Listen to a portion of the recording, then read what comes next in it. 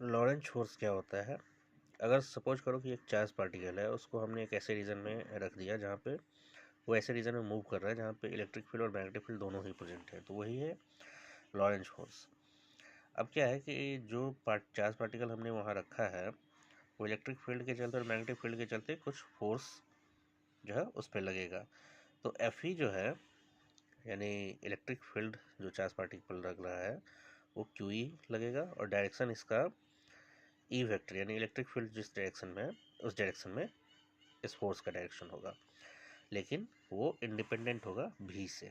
भी का कोई रूल नहीं है यहाँ पे। फिर मैग्नेटिक फोर्स के चलते भी चार्ज पे कुछ फोर्स लगेगा, जो लगेगा कितना, Q B vector cross B vector. Direction इसका क्या होगा, परपेंडिकुलर टू होगा बी वेक्टर और बी वेक्टर के। ठीक है।